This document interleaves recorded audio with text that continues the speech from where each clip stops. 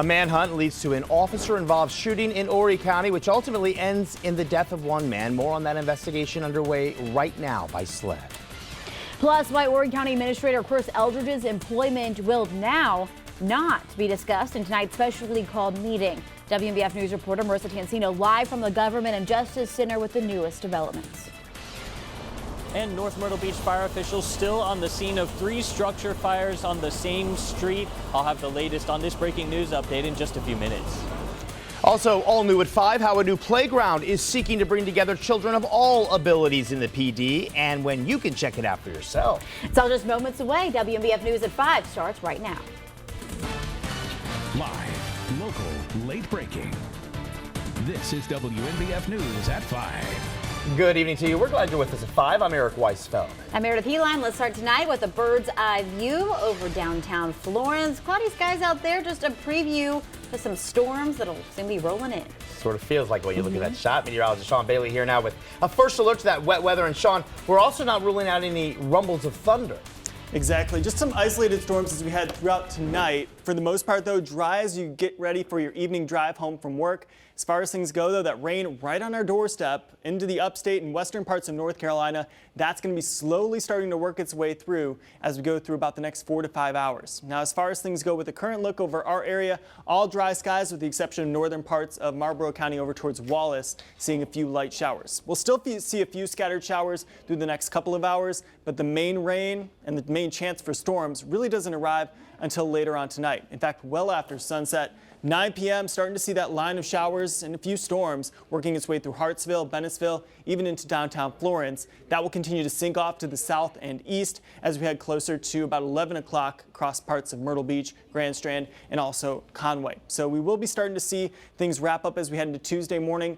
Also going to be ushering in colder temperatures too. We'll talk about that temperature trend in just a few minutes. One person is dead tonight after an officer-involved shooting in Nichols. An investigation is underway by the South Carolina Law Enforcement Division after police opened fire on that suspect. WNBF News reporter Christina Loeb joins us live in the Breaking News Center to tell us more about what happened leading up to this deadly shooting. Christina. Well, Meredith, it all started around 6 o'clock this morning when officials say officers were called out to the 900 block of Creek Landing Road for reports of shots fired. Police say the suspect, later identified by the county coroner's office as 30-year-old Brandon Elliott, shot at pieces of personal property and threatened others before running off. He then led police on a manhunt that lasted multiple hours while residents were asked to shelter in place during the search. Officers, SWAT, and dog teams eventually found Elliott in the woods and attempted to communicate with him. Authorities say that's when police opened fire. That incident is going to be investigated by South Carolina Law Enforcement Division. They are now on scene in addition to Horry County Police Department, Horry County Fire, and Horry County Sheriff's Department. No officers have been injured. One other individual was taken to the hospital with injuries. Well, officials say Elliott died at the McLeod-Loris Hospital. Meanwhile, the investigation led by SLED remains ongoing. Live in the Breaking News Center, Christina Loeb, WNBF News. My motion is to terminate the employment of the Horry County Administrator Chris Eldridge as of 6 p.m. tonight. And a tie vote fails, correct? Those were the words of Horry County Councilman Al Allen nearly 3 weeks ago during a specially called meeting to discuss the employment status of County Administrator Chris Eldridge. This is a story we've been following for months now. Emails WNBF News received from the county confirm council is working to create a termination package for Eldridge. His employment has been called into question since January 4th. He made allegations of extortion surrounding then newly elected County Council Chairman Johnny Gardner, but a recent SLED investigation cleared Gardner of any wrongdoing. His contract was on the agenda for a special meeting happening in just 1 hour. However, an email shows council will not vote on his contract tonight. It's a story WNBF News was first to bring you through a push alert on our WNBF News app. County Council Chairman Johnny Gardner emailed all of council today advising them and speaking with Eldridge's attorney they will move forward with negotiating a severance package for him. Marissa Tancino joins us live from the Government Justice Center. And Marissa, you spoke with Gardner, so what did he have to say? Yeah, Eric, Meredith, I spoke with Johnny Gardner just before 4 o'clock this evening. He says he and Chris Eldridge's attorney are going to sit down and work something out, and it's something that needs to be done. Gardner says in speaking with his attorney, they realized it's important to have a good working relationship, and they realized the trust between the administrator and the chairman has been broken. The email goes on to say Eldridge's attorney thinks the matter can be resolved within 2 weeks, and Gardner agrees with that. He says the item to discuss the administrator's contract was taken off the agenda under a, quote, good faith agreement that the matter will be resolved in 2 weeks. WNBF News found out a severance package discussion between counsel dates back to March 12th. We obtained emails through a Freedom of Information Act request this morning. They state some council members agree a severance package for the administrator needs to be agreed upon soon. That goes for some members who voted against firing Eldridge. Gardner says he had a meeting with Harold Worley, Danny Hardy, and Al Allen on the matter the week before the email was sent. In an excerpt from that email, Gardner writes, quote, "We are all in agreement that this needs to happen and soon. However, we did not agree on the timing.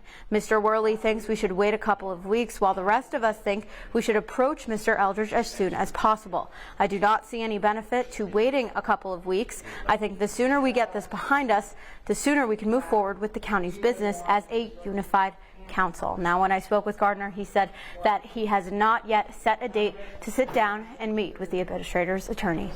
Live in Conway, Marissa Tansino, WNBF News.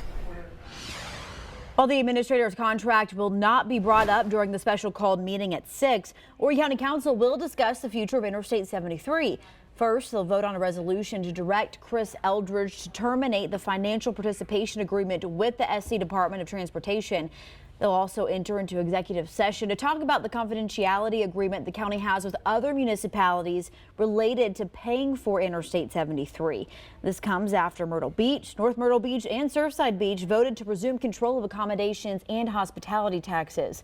The money collected from those municipalities helped fund the $25 million annual agreement formed with SCDOT for I-73.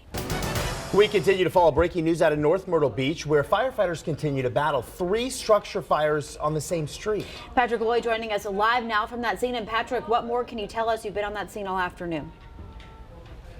Well, Eric, Meredith, you can see behind me North Myrtle Beach Fire Department officials still out here on scene. The good news as of right now, no one is reported injured. Also, that fire is officially out. We're having to stay behind the tape right now, but the fire chief did let us get a closer look at the scene a little bit earlier today.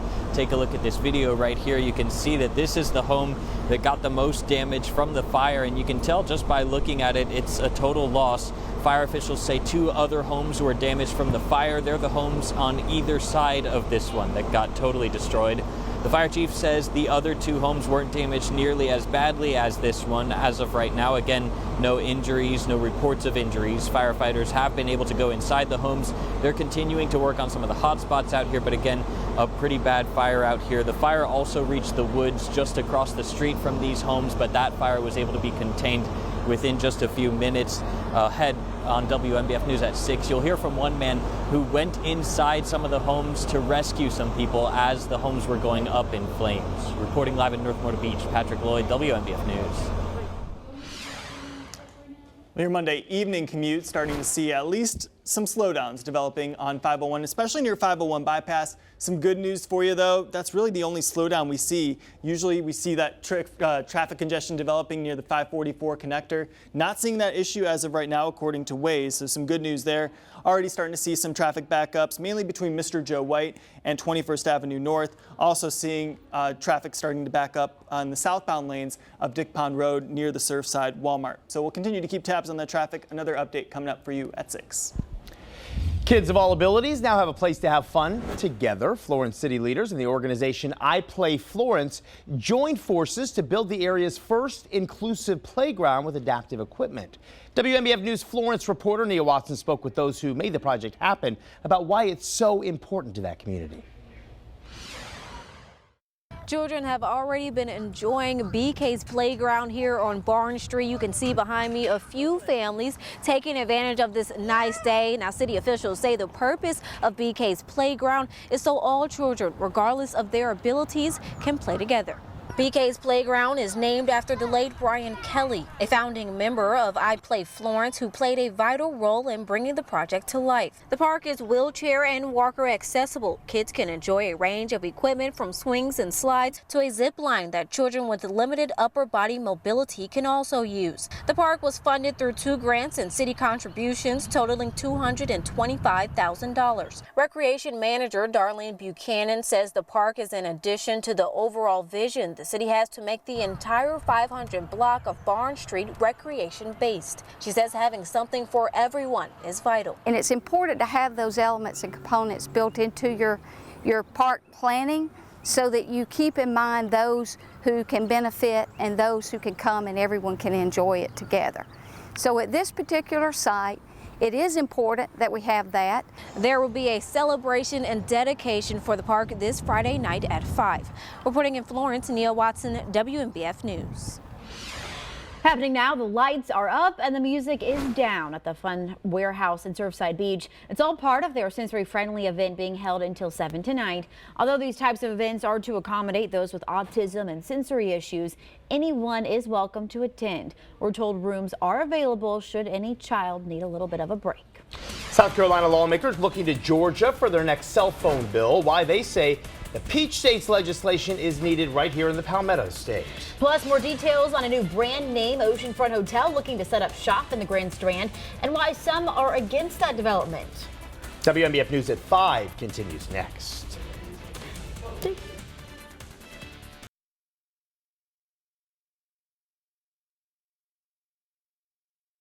In the event that Nia doesn't check her emails for show notes, could you please text her and let her know that if that airs again, she needs to fill that black hole? Thank you. Yeah,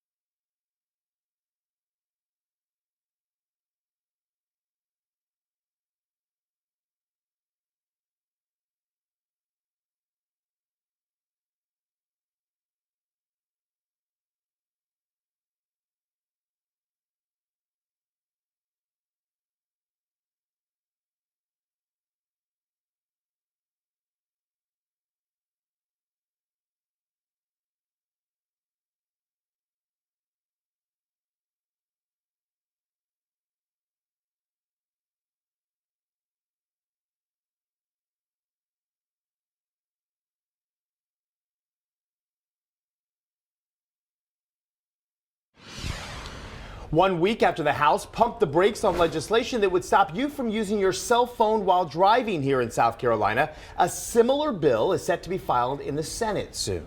State House reporter Jason Raven shows us why some state lawmakers have Georgia on their minds. Well, in July 2018, Georgia became the 16th state in the country to pass a hands-free law. Their goal to cut down on distracted driving in the Peach State.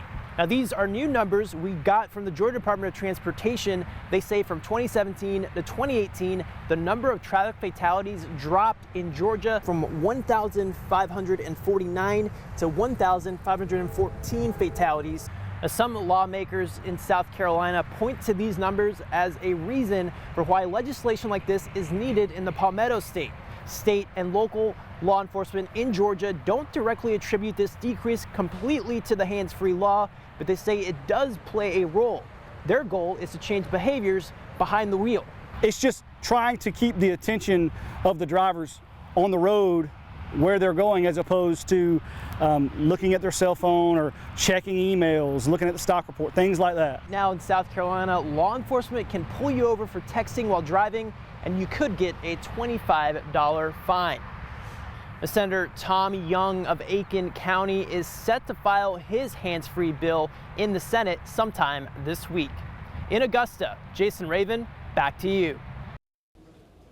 Let's take a look at those rain chances that we'll be seeing as we go throughout the rest of tonight. That's really going to be the sign of things to change, or sign of change to come, I should say, as we head into tomorrow. Now, the rain chance is really going to ramp up after about 9 o'clock tonight. That's when we're going to see the steadiest rain work its way through. Even a few rumbles of thunder are possible, mainly as we get close to about midnight, and then those rain chances really go down as we head into Tuesday morning. Still a few lingering showers as you get ready for your Tuesday morning commute to work or school. Temperatures will be mild in the mid-50s, but notice that they're staying in the mid-50s even as we go throughout the rest of the day.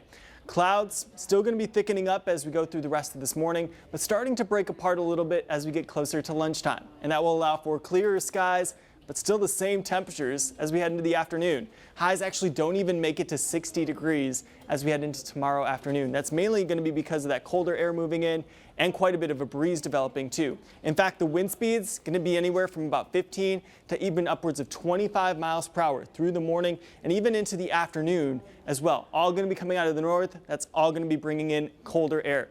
In fact, the cold air continues into Wednesday and Thursday. This is a look at the morning temperatures. Going to be flirting with that freezing mark both Wednesday and Thursday morning. So we do have a frost potential, likely more Thursday because we're not going to have the wind speeds that we will Wednesday morning. So we're going to have to watch for that. As far as temperatures go, we are going to continue to see quite a bit of a warm up head our way after that. In fact, back to the 70s by Friday and then 73 by the weekend. So we are going to see quite a bit of a warm up even to near 80 by Sunday. We'll take a longer look at that 7-day forecast for you in just a few minutes. We're learning new information about the man who's accused of robbing a Pawleys Island bank Friday. You may remember 49-year-old Richard Inman allegedly entered the Bank of America on US 17 just before 6 o'clock that night. A chase then ensued, and after finally being stopped, Inman was shot and wounded by a deputy. New documents WNBF News obtained show Inman is a former Georgetown County Sheriff's Office deputy. He's also served as an officer in a variety of other departments across the state. After Friday's crime, Inman was taken to the hospital before being taken to Charleston County's jail. He's now officially charged with armed robbery and entering a bank, among a list of other charges. SLED continues to investigate. No charges are expected to be filed after a pedestrian was hit by a car last night in Murrells Inlet. South Carolina Highway Patrol says the incident happened around 8:15 on Highway 17 near Burgess Road. The victim was taken to the hospital, but his or her condition was not known. We'll be sure to bring you any updates as soon as they become available. Other news right now, police in Rowan County, North Carolina need your help finding this man who they say sexually assaulted a child under the age of 15. 37-year-old James Barney is wanted for kidnapping, statutory rape, among a list of other charges. Officials say that he may be in Myrtle Beach. If you have any information on his whereabouts, you're urged to call Crime Stoppers at the number you see right there on your screen, 866-639-5245. The owner of one property in North Myrtle Beach is looking to bring a brand name hotel to the oceanfront. WNBF News reporter Amy Quada joins us from the location with more on the plans and why the people who live there and the surfers there say they're against this project. Amy. This empty lot right next to the Prince Resort and just steps away from the Cherry Grove Pier could soon welcome a new 6-story Hampton Inn and Suites hotel. The city of North Myrtle Beach officials voted to amend the Prince Resort Plan Development District to allow the new oceanfront hotel at their recent city council meeting. The original Prince Resort Plan Development District was approved for a second or twin tower of 18 stories with 170 units. So city officials say this proposed project is a much better option for the community due to its smaller size. However, some residents and surfers disagree. The Adaptive Surf Project is a local program that provides disabled surfers with opportunities on the water and have placed beach mats by the pier to make it wheelchair accessible. Project leaders say they're concerned this development would impact their activities and hope to work with the Parks and Recreation Department to come up with an agreement. Some residents also say this new addition of a hotel would change the character of Cherry Grove and impact the environment with flooding issues, beach accessibility, and traffic. It is more houses, more residential, more family friendly. There's not a lot of hotels in this area, and that's actually what attracted us to this area, was the houses instead of all the big hotels and sky rises. And officials say this project is still in its very early stages, so we're not going to see any construction begin here anytime soon. The property owner still has to go through the normal building permit process and develop a site plan. In North Myrtle Beach, Amy Kawada, WMBF News. You hear it all the time. Look up a company before you get into business with them. Do your homework. But what if the information you find doesn't tell the whole story? This is information that the public should have to be able to make wise, informed decisions. There's a government agency that's supposed to be watching out for your money, but we've uncovered a critical gap that could leave many of you in the dark. Coming up tonight at 11 o'clock, Investigate TV's Rachel DePompa is teaming up with the financial website NerdWallet to expose what's happening to your hidden complaints. But first, Panthers quarterback Cam Newton dropping a bomb on his fans. I have more on the shocking decision he says will help him focus on football and how local experts are responding. WMBF News at 5 is back in just 3 minutes.